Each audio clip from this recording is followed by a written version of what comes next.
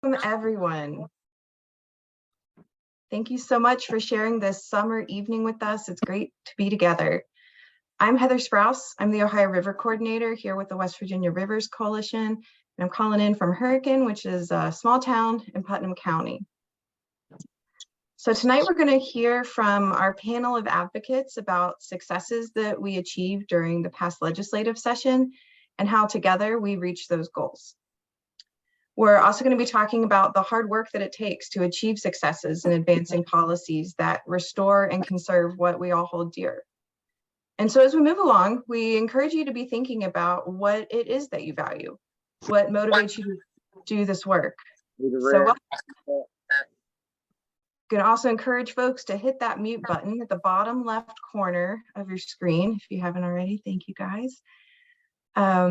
Yeah, so as I was saying, we're going to talk about the hard work that it takes, but also we encourage everyone to be thinking about what it is that motivates you to do that work. So we're going to make time at the end to discuss what people are passionate about, and we hope to hear from you so we can strategize together about how to include those values in our work. So as we get going with the webinar, we're going to put up a poll. We're wondering, how have you been involved in advocacy?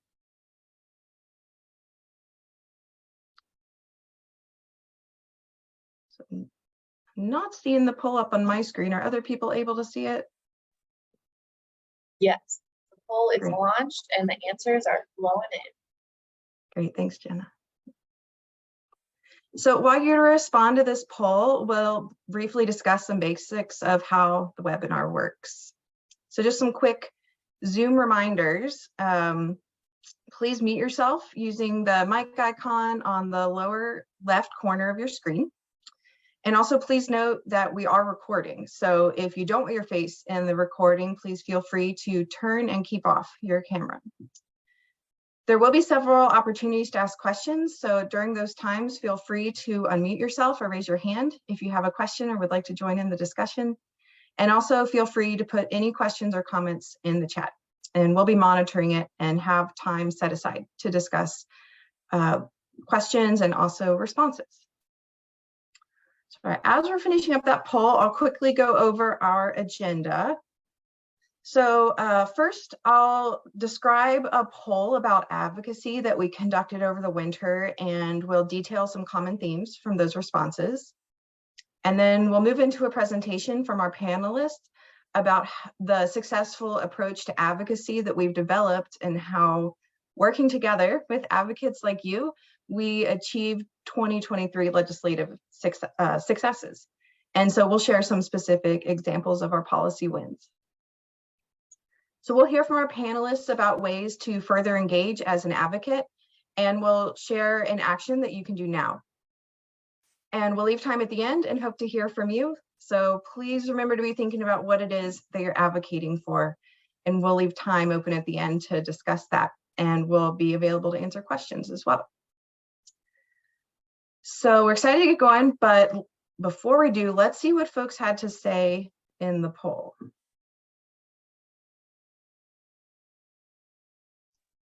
Can you see the results, Heather? I can't. Would you be willing to read them for us?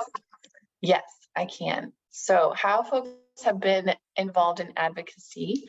93% of people have completed an action alert or emailed a decision maker. 89% have called a decision maker, and 81% have met with a decision maker. So those are pretty high numbers. That's exciting to hear. Thanks for your responses. So we're going to keep that in mind as we move throughout the presentation, and we'll come back to this during our time at the end. So over the winter, we conducted a survey asking people about their experiences with advocacy. We asked, what's working? How are you feeling? And what support might you need? And so in the responses to that winter survey, we heard some common themes. We heard that most people are advocates and folks are engaging in advocacy. They've clicked to add their name on an action alert, they've called their legislators, they've left messages about preferences on legislation. And another theme that we heard is that people want to learn more about the issues that they can advocate for, as well as the technology that's available to communicate with elected and agency officials. Another theme that we heard is that people feel frustrated. This word was repeated multiple times, frustrated. Some people left comments such as, they sometimes feel like elected officials don't listen. The system for engaging with our offices seems to not work, and that some regions of the state seem to be favored more than others. And yet, while folks expressed that frustration, we also heard about how important they know advocacy to be. We also heard from respondents that our successes show that advocacy is worth it, and we can see examples of where that advocacy is effective. And it's true, we are achieving goals, both in the State House as well as other arenas. And our actions make a difference in the world that we all share. But yes, advocacy can also be frustrating. So as we move into hearing from our panelists, we hope you're still thinking about what it is that you're advocating for. And we also encourage you to reflect on how it felt during a time that our advocacy was successful. For example, if you heard about the 2023 passing of the PFAS Protection Act, how did that feel when you found out? We'd love if you'd be willing to drop in the chat what that's been like for you when advocacy worked. And I'll drop mine in the chat in just a moment. When we win, for me, I feel connected to my community. So we know that advocacy works. Let's dive into examples of these successes and talk through strategies for how we can continue to work together to achieve these wins. I'll pass it over to Angie. Thanks, Heather, and good to see everybody on this hot, steamy July night. I'm Angie Rother. I'm the Executive Director of West Virginia Rivers Coalition and also our registered lobbyist. And the graphic you see is what I wanted to share to you. It's the best depiction visually of how different facets of advocacy strategy fit together, and that you really have to have a holistic approach when you're talking about strategy and advocacy that works. West Virginia Rivers, and thanks to your support through financial donations from individuals, we're able to provide what you see in the upper quadrant of this grid, which is really about what we often call the inside game or the research aspect. So we're able to fund lobbyists to be in the state capitol day after day. We have Lucia Valentine from West Virginia Environmental Council with us tonight, and Maria Russo also joined her last session in providing lobbying support to be able to connect one-on-one with legislators in real time about developments that were happening on our bills and providing them information and answers to their questions that they had about proposed policies. At the same time, we had what's in that upper right quadrant called the headspace, where we are working year-round to conduct science-based research on policy proposals and developments, and enlisting policy experts to help us, again, bring the best solutions grounded in science and maybe models from other states, what worked, what hasn't worked, and how West Virginia can address some of our common and some of our unique challenges when it comes to water policy. So we are working year-round on those policy developments and research. We have a water policy work group that meets regularly with policy experts to do this policy analysis and bring you the facts about policy recommendations and analysis of proposals. Now, on the bottom half is where we need you the most: your time, your energy, your contributions. That heart space in the lower right quadrant is about storytelling, making this personal, making this locally relevant to your everyday lives. Like, why do you care about the toxins in your drinking water? What are the threats locally, and what can be done about them, and how legislators and lawmakers are there to be responsive to those concerns. At the same time, there's also this outside game of making sure that our advocacy is visible on a larger scale. So people who may not be familiar with West Virginia Rivers Coalition or our policy agenda are hearing about it through demonstrations, through media work, through community outreach that is happening about what is important to local communities, and also that expand out to statewide issues we all care about. So the point of this grid is to understand this all needs to happen together. It needs to happen year round on a sustained basis. And the examples we're going to walk you through are examples where all four of these quadrants were working together towards success.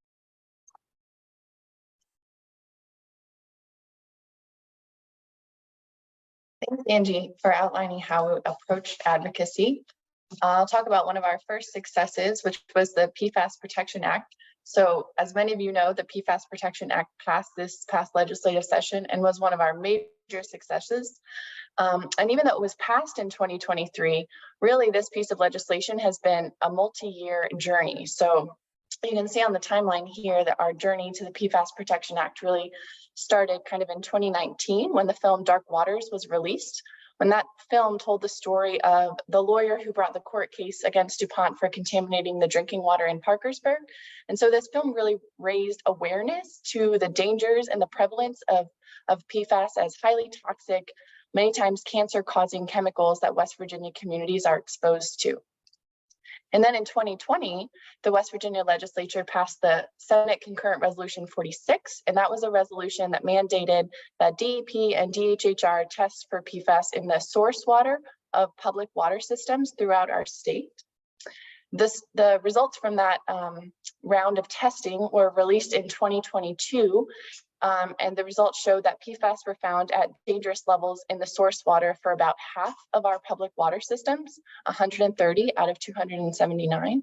So these data confirmed the presence of very concerning levels of PFAS in our drinking water supplies across the state, and evidence of that widespread contamination really catalyzed grassroots support for the PFAS Protection Act. And then this year, in 2023, largely thanks to the 1,215 actions taken by you all and your fellow advocates, the PFAS Protection Act was passed, which, as I said before, was a major win for our legislative session. So one part of the PFAS Protection Act was for DEP to develop action plans to identify and address sources of PFAS. So you can see from 2023 to 2025, over the course of the next 2 years, these action plans will be developed. And West Virginia Rivers is really encouraging DEP to hold public meetings in impacted communities so they can incorporate local knowledge into these action plans. And so moving forward, if you live in one of these communities, we encourage you to get involved, because advocacy isn't only during the legislative session, and it isn't only about passing legislation, but it's also about holding agencies accountable to successfully implementing the legislation to achieve the desired result, in this case, safe drinking water for our communities. So thank you for your contributions to the passage of the PFAS Protection Act.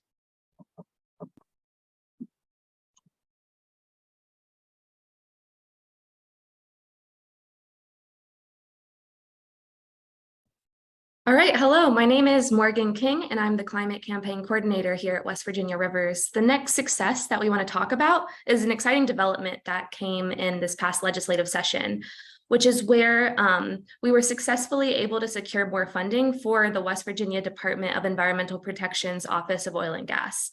This was HB 3110, and it was able to approximately double the Office of Oil and Gas's funding.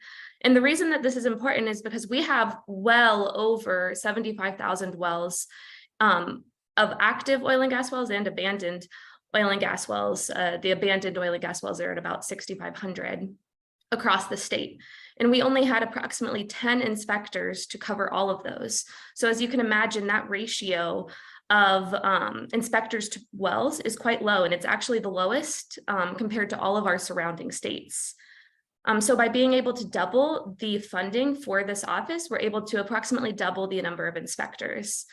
And this is a step in the right direction, and we're going to also be continuing to advocate for additional funding to ensure that we can safely and responsibly maintain the oversight of oil and gas wells across the state.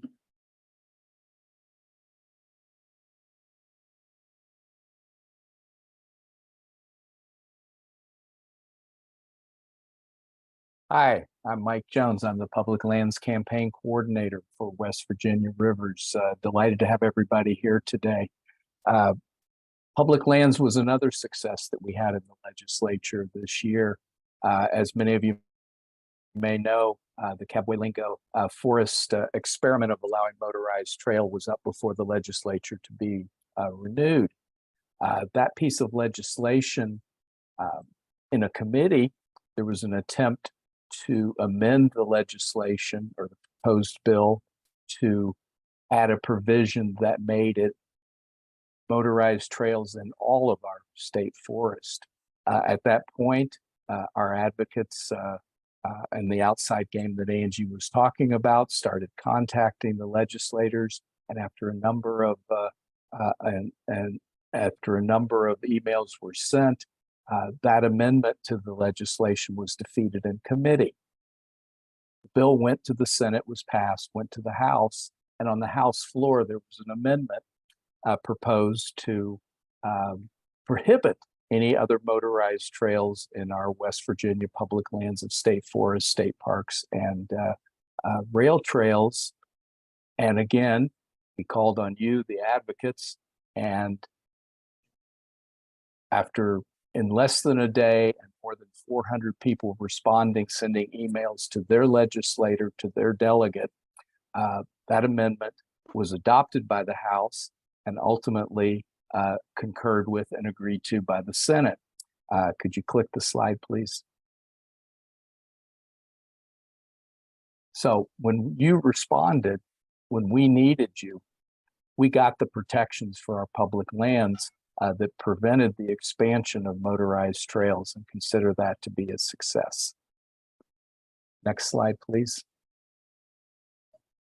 We'd like to take a break here just for a minute and invite anybody, if anybody has any questions about our advocacy strategy that Angie talked about, or some Imagine if we had Breeze Line.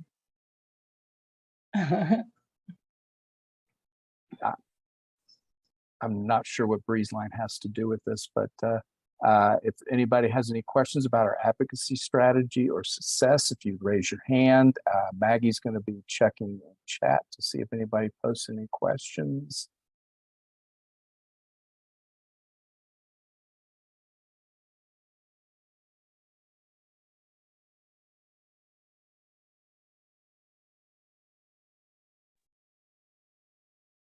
Okay, we have a hand raised.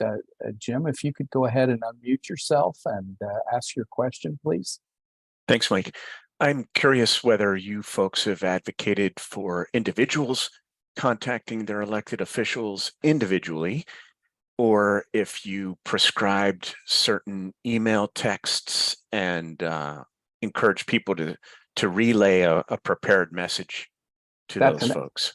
That's an excellent question. We do ask people to respond to our action alerts with emails. We're also, and we're going to talk more about it in this program, developing a program called District Advocates, where we're empowering and helping advocates to set up meetings with their delegate or their senator, not during the legislature, in the district, to have an opportunity to chat with their elected official about what's important to them.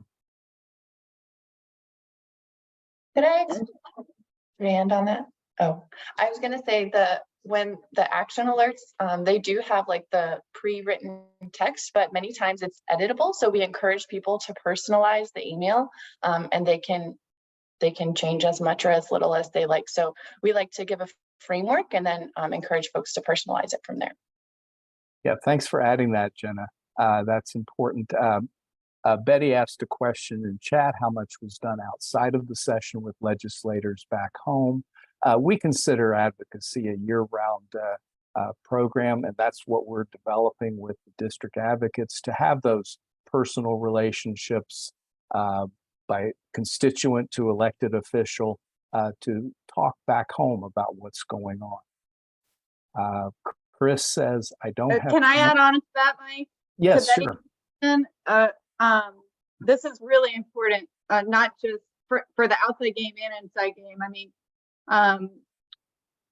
the PFAS Protection Act, for example, that really resulted from an interim committee, the Joint Oversight Commission on Water Resources, led by Delegate Clay Riley and Senator Randy Smith.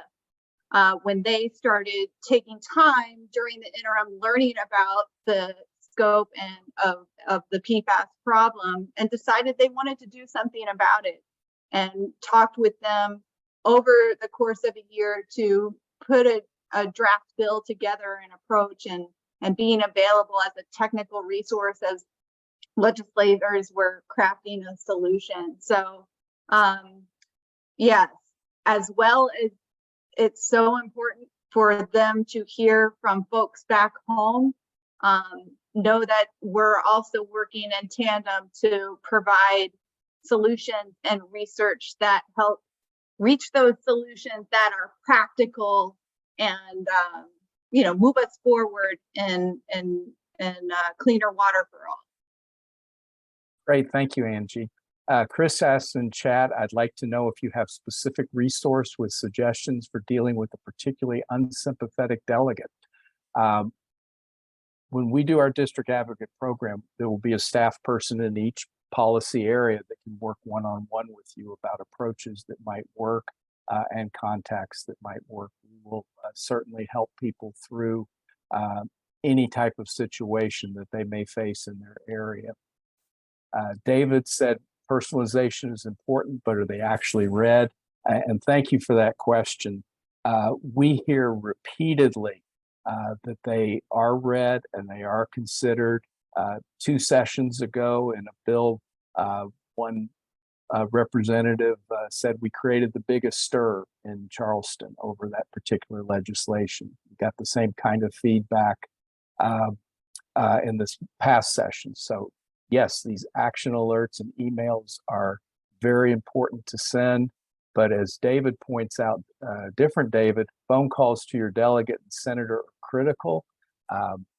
Maggie's going to talk in a minute about the engagement ladder, but yes, clicking on an email is great. Personalizing an email is great. We want you to do that, but pick up the phone, set up these meetings, and do it one-on-one. And I'll do this as the last question. Nancy, when you started on PFAS, did you envision it would take those several stages and years before it was actually passed? Maybe you've just answered that, Angie. So Angie, do you want to say anything about that?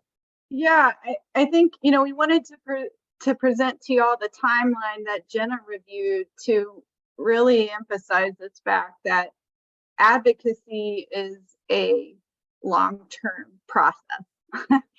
And with PFAS, it's been important to take time on the front end to educate communities, to educate lawmakers about the scope of the problem and why it matters to West Virginians and our public health, and to make incremental steps. I mean, even the PFAS Protection Act that was passed early this year is an incremental step.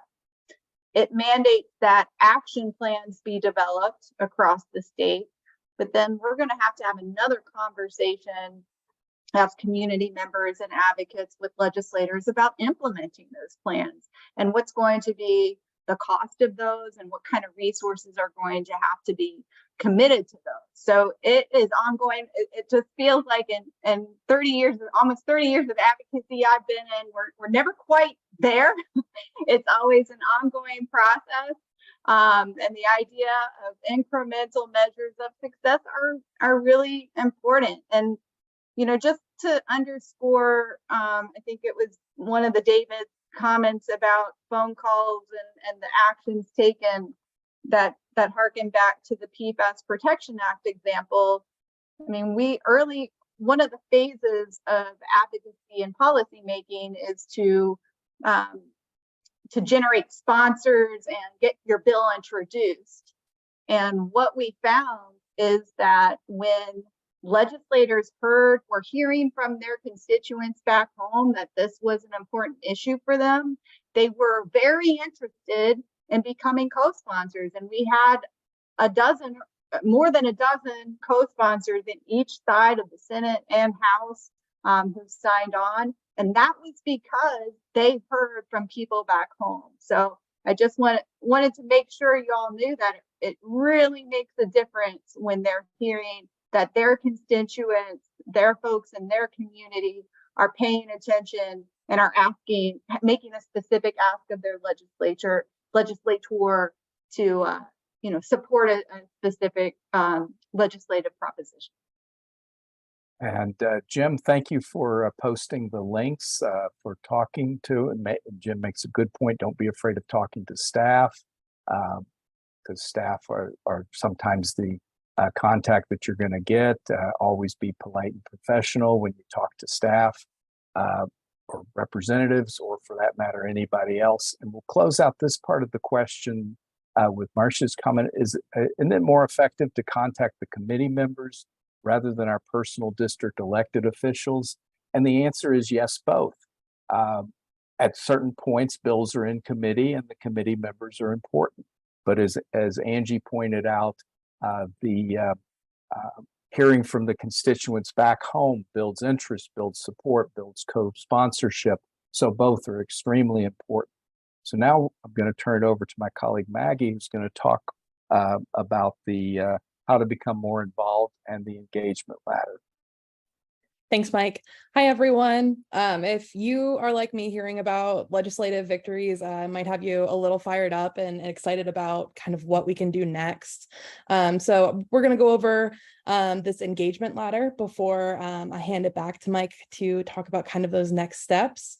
But the good news right now, when we look at this pyramid, is that you all are already aware and engaged. You are here with us tonight on Zoom.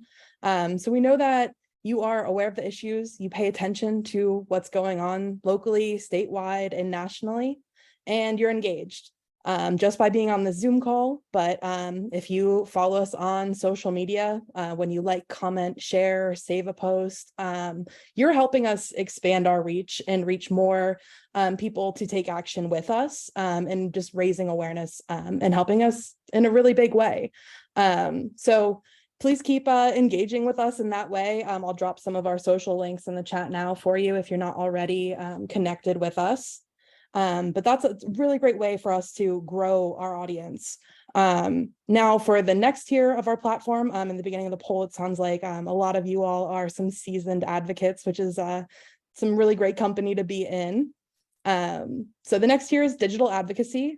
These are your petitions, your sign-on letters when we have a regulation comment period open, when you might send a letter out that way. When you're making phone calls, some of you might have already done that as well, calling your legislators. As Mike noted, you may reach those staff members, but you're really using your voice to send a personal message about the issues that you care about and advocating in your community. That last tier, where we hope that we can get more people involved, is to join us in person for those face-to-face or one-on-one meetings with your legislators. With that, I'll pass it back to Mike, who will talk a little bit more about how you can become a district advocate. Thanks, Maggie. This is the top of the pyramid, the one-on-one meeting. We're calling this program Being a District Advocate. We want to encourage you to start building a relationship outside of the 60-day legislative session, outside of committee, outside of an interim, and just have a relationship with your delegate or senator. It could be on any policy that's of interest to you, that clean water, public lands, renewable energy, local concerns that you have. But what we have committed to do is to work with you and people that are willing to try to set up these meetings, to help you set up these meetings. We've got a sign up right now that you can sign up to commit, or at least find out more information about our district advocate program. And when you click on the link, Maggie just put it in the chat. Thank you, Maggie. You'll have an opportunity to select one or more policy areas, and then you'll hear from the staff person here at Rivers that can help walk you through this process, help you set up a meeting. As one of the questions said, maybe give some pointers on how to deal with a particular policy or a particular situation. But the main goal is that we want to encourage our advocates, and like everybody's been saying so far, we're talking to a room full of advocates, and it's great to do that next step, and let's start building those personal relationships, because then when it comes to the legislative session, your representative will already know you, representative, you might be able to get through some of the noise and the clutter of the legislative session in order to talk to them. So I would invite you and encourage you to sign up. We're going to send this link out again in our follow-up materials, I believe. So there'll be plenty of opportunities, and we'll be in touch with you about how we're going to set up and in a particular policy area. So if we could have the next slide, please. And I want to emphasize a couple of things. Advocacy is not just the legislature. There's administrative actions. There's any type of rulemaking, comments, forest plans, all kinds of things that have advocacy. This is just a short list of what we're aware of that we're going to be asking people to become those steps in the ladder, more informed, involved, and starting to take action. So I invite you to please take a look and keep your eye open for our emails as we inform you about these opportunities to have impacts against polluters, against incinerator facilities, the West Virginia Impaired Stream List, the upcoming Department of Interior Oil and Gas Rule, and of course, work on the MVP project. And I think we're going to have an actual action you can do right now. If we could have the next slide, and I'm going to turn it over to my colleague. Can I speak to these real briefly, Mike? Sure. Yeah, I mean, as Mike was saying, like there are different forms and nodes of advocacy, and certainly legislation and policy. But here, as Mike just outlined, here are some examples that are on the table now that if you're signed up for our updates, we'll be hearing about. What's so important is that we can be very successful in working with the legislature on passing strong laws, but they don't matter much if they're not enforced. So there are two facilities on the Ohio River now, Chemours and APG Polytech, that have been in chronic violation of the law. They have not been meeting their permit limits as directed by the legislature and the administrative branch through the DEP. So there are enforcement actions out for comment right now that you'll hear from us soon about, and give you the opportunity to hopefully make it real easy for, again, best to send a personalized message to DEP why it's important that they enforce the law evenly and in a way that becomes a deterrent to further violations. So both Chemours and APG Polytech have been exceeding their permit limits on very toxic chemicals into the Ohio River that endanger anyone who is drinking from the Ohio River. In fact, there are 5 million people who drink from the Ohio River that are impacted by these enforcement actions. Right now, I think Maggie is going to put up the action alert related to Thunder Mountain Environmental Services. This is a brand new infectious medical waste incineration facility proposed in Jackson County, not too far from the Ohio River. This is a new technology for West Virginia.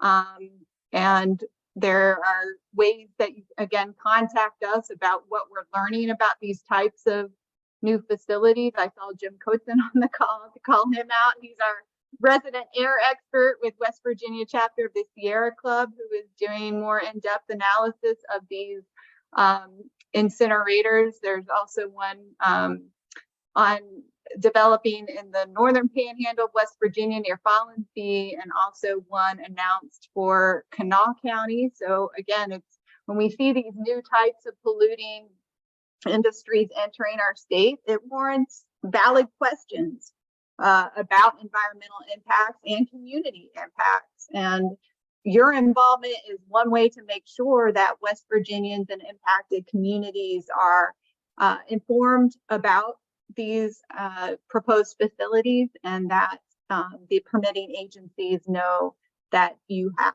a right to have a say in their permitting. And I think I'll stop there. I mean, obviously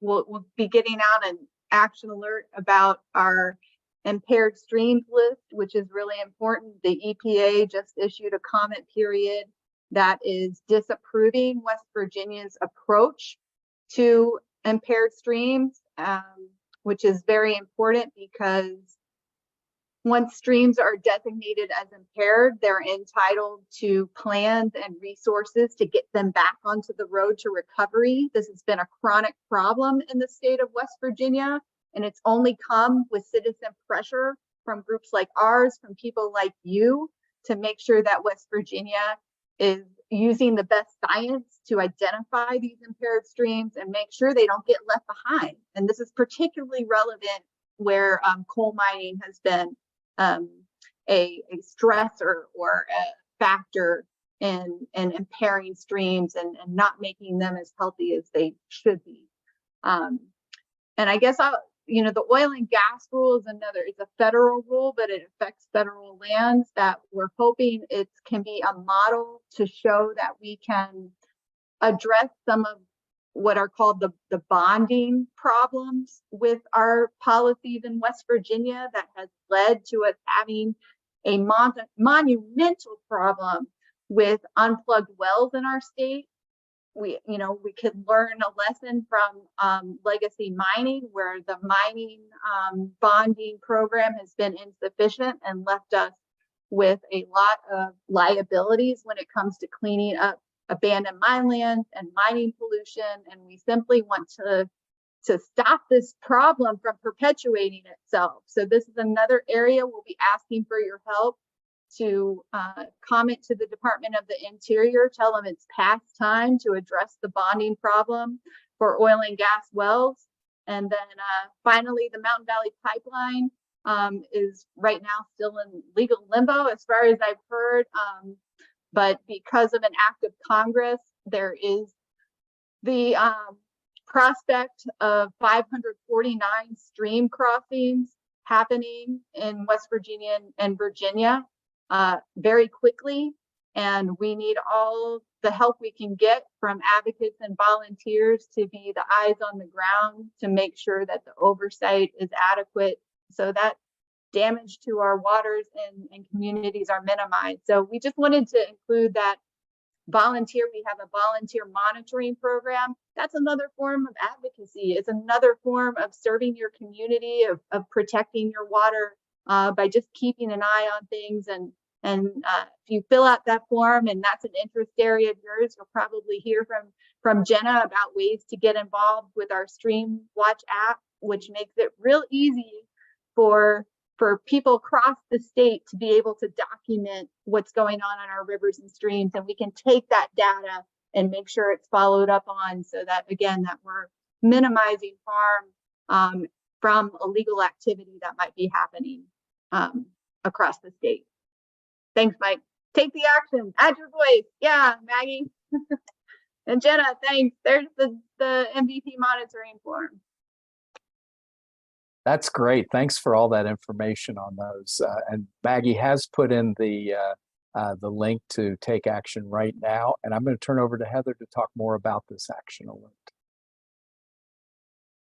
Hi again, everyone. As Angie was mentioning, we have a really serious problem that we're facing in the Ohio River Valley, and the cumulative impacts from facilities that are permitted to pollute across the river have resulted in already a very heavy burden of environmental harm on the communities throughout the Ohio River Valley. And as we discussed, despite this, there's an air permit that's being considered right now that would allow for additional toxic air pollutants to be released from this out-of-state company who would profit off of bringing toxic trash into our communities and burning it. And so the engineer's report from DEP. It tells us that some level of combustion would occur within this facility, which makes it harmful to the surrounding residents. So the Department of Air Quality is currently accepting comments on the proposed permit draft. We have concerns about the proposed permit, and we think that you might too. So if you click the link or scan the QR code with your phone, it'll take you to our action alert page, and you can leave a comment for the DAQ about the proposed permit. The comment period closes tomorrow at 5 p.m. So this is a quick action, and we hope that you can join us. And as Jenna mentioned, there's kind of like a foundation and a template for which you can submit your comment, but you're always welcome and encouraged to edit that and add your own voice as well.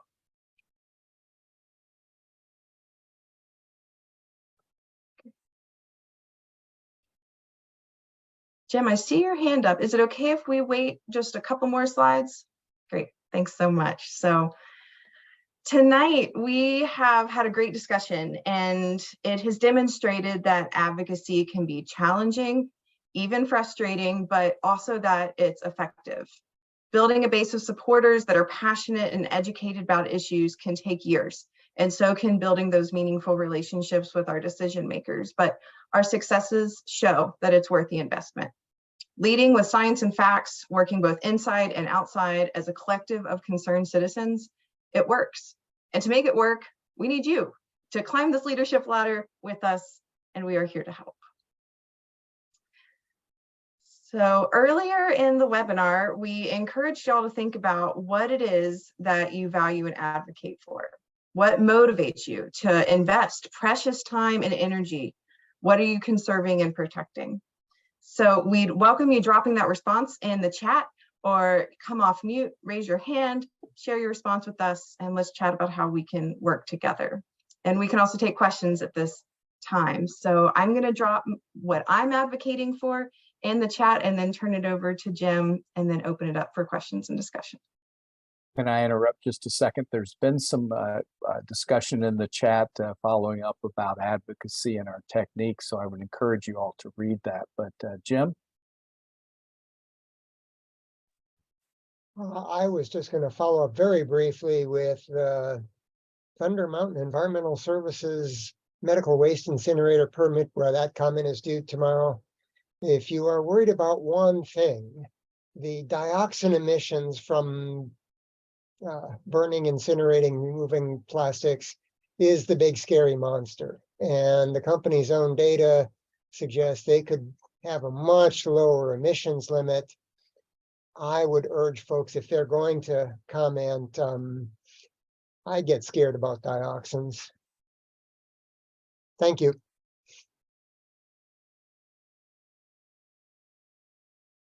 Yeah, thanks so much for that, Jim. Mike, was there anything you wanted to uplift in the chat right now? Yeah, Betty made a comment that what she's concerned about is issues with air quality for individuals, and of course the overarching concern with global warming. So that's great. Marcia advocates for future generations and my own and my friends' health. Very important. This all ties into clean water, good health, healthy ecosystems, healthy people. Those are excellent. I, of course, from my title, advocate for good public lands policies, but I love hearing all the others. I advocate for clean wild water so I can enjoy swimming with friends. These are exciting types of things to be working for West Virginia and for all West Virginians. So while we're still thinking on that and putting our responses in the chat, this is a time that we welcome folks coming off mute or raising your hands if you have additional questions that have come up or that you didn't get answered previously. So we have a little bit of time, or if you would like to talk specifically about what it is you're advocating for and some strategies of how we can do that together, now's a good time for that too.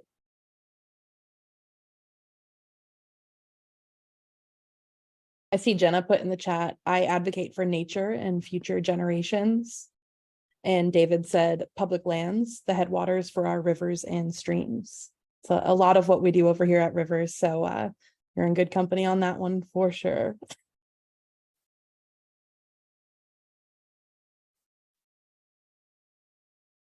Lucia said, I advocate for cleaner, safer future for all West Virginians. And David asked a question, is there any way to work towards a law that will hold WV or West Virginia DEP responsible for reporting citizens' health concerns to correct agencies? Seems there is no one to hold responsible for these public health and safety concerns that are being brought forth to West Virginia DEP. It's a really great question. It is a really great question, because even from the comments I'm seeing here about what motivates people, it's the connection between environmental health and public health. What I can say to this question is that in the past, there have been bills introduced to require what are called health impact assessments or studies that would be completed, as part of a permitting process, and those bills never got much traction in the legislature, and I don't even think in the past couple of years they've been introduced. So that would be a powerful topic to bring to your in-district advocate meeting about how the legislature can really address the intersection of public health concerns and environmental concerns. We have a Department of Environmental Protection handling the environmental protection side, and oftentimes a Department of Health and Human Resources, which is evolving into three different departments now. But what a great question to bring to the legislature about how to marry and integrate those two, because we cannot, untangle the fact that environmental protection and the discussions around environmental justice and cumulative impacts of exposure to pollution, especially in highly industrialized, overburdened communities, how that impacts public health. And we've got a long way to go to making sure that both of those angles are addressed together. Jim adds an interesting point for that. It's not just advocating for the policy of reporting, but also advocate for agency funding tied to the reporting requirement. So funding is always an issue as we want to move forward in policy position. So that's right. And once it's a budget line item, those agencies don't want to lose it. And that's a good insight also. If I could throw something in on that. Sure, John. I think those would be very helpful. But what you really need is a governor who will instruct the people he or she appoints to talk to each other.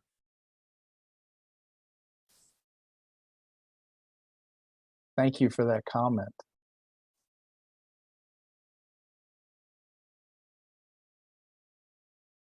Anybody else have any question? Again, as Heather said, invite you to raise your hand, unmute, post something in chat. Luann points out that the West Virginia Environmental Council is meeting to set its legislative priorities November 3rd and 4th. There's a link to register for that as well. So thank you for that, Luann. While we're waiting for another question, and not to put you on the spot, Lucia, but we invited you. You're one of the lobbyists for the West Virginia Environmental Council and works for the 60 days and the interims in the session. Is there something you'd like to add at this point? Thanks, Mike. I just want to thank everyone for being here and thank our wonderful presenters for all the information they shared. I think this webinar has done a good job to paint an overall picture of what it takes to be an advocate and how the many ways that you, everyone on this call is already involved. So there's just some great questions about how we can better assist you going forward into the 2024 session. Feel free to always reach out if you have questions or need help connecting with your legislators or setting up in-district meetings. I'd be happy to help any of you with any of that kind of work. So thank you guys very much. It takes all of us, and we are seeing progress. So I'm hopeful for the future and hopeful for this next session for sure.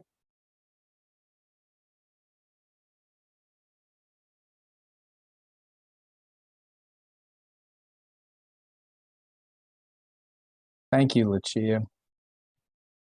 Do we sense that there are any state legislators who use your scorecard and a small score as a badge of honor, and therefore the scorecard may be counterproductive in some parts of the state?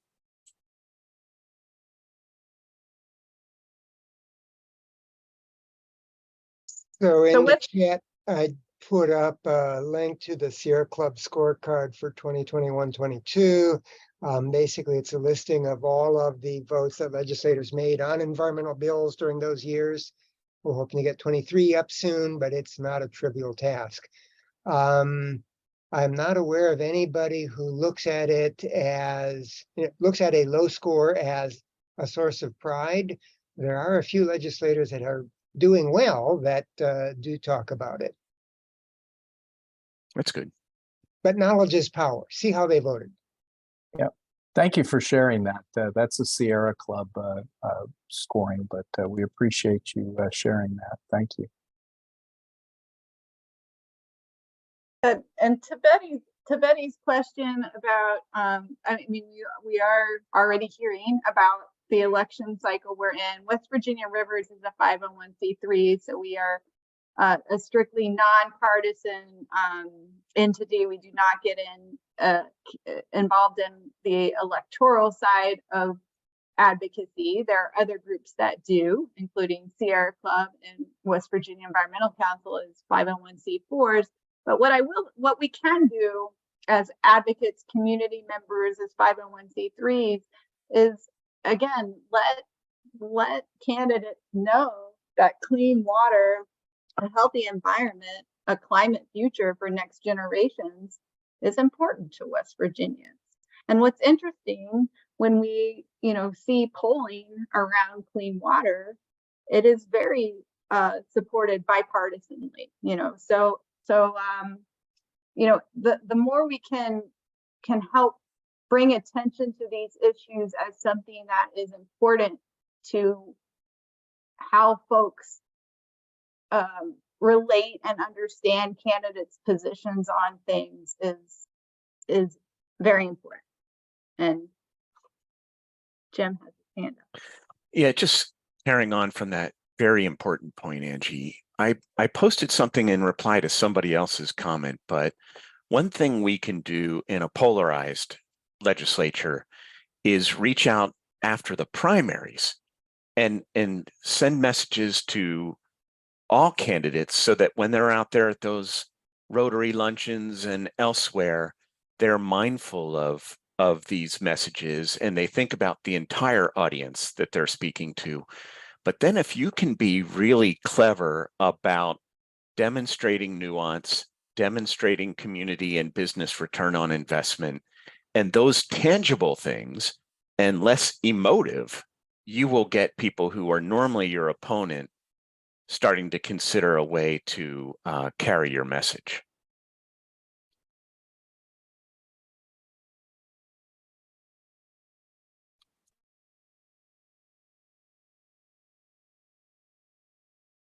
Yes, Linda. Linda, I'm sorry you're muted. Sorry, I sure am. Good evening, everybody. I'm Linda Frame. I'm president of the Environmental Council, and I just wanted to pop in to say that Lucia Valentine, as you met, is our lobbyist, and we hope she'll be with us for the 2024 session, and we will be hiring someone to work with her. So if you want to try to make a brief living for 60 days at the legislative session and join us, another alumna is Maria Russo, who we happily lost to West Virginia Rivers Coalition when she went on to work there full time. So reach out to me, info@wvecouncil.org if you're interested in talking more about that, because we will need you. Thank you. Thank you so much, Linda. Well, folks, it looks like we're about at time. we're going to be able to stick around to answer any last minute questions that you might have. Sorry, my Alexa's going off. 1 second. We could have the next slide too, please, while she's getting that fixed. Yeah, sorry about that technical trouble. I hadn't had that happen before. So yeah, we'll stick around for any last minute questions. And just again, we are so thankful for you sharing your evening with us, and stay tuned. As Angie mentioned, there's going to be many more opportunities upcoming to join together with your fellow advocates and to take action to protect what we value. And save the date. So January 9th is the 10th anniversary of the Elk River water crisis, as well as the date before the 2024 legislative session begins. We're going to be hosting an event. We'd love for you to join us in Charleston. We have the Cultural Center at the Capitol reserved and hope to see you there. More details soon.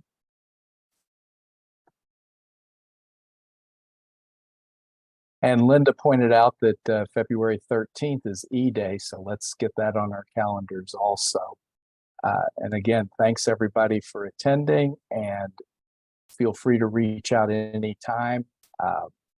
This is the conclusion of our program, but we're going to stay around if people have questions or any comments. And again, thank you so much for being part of this evening. Thanks everybody for your participation and the wonderful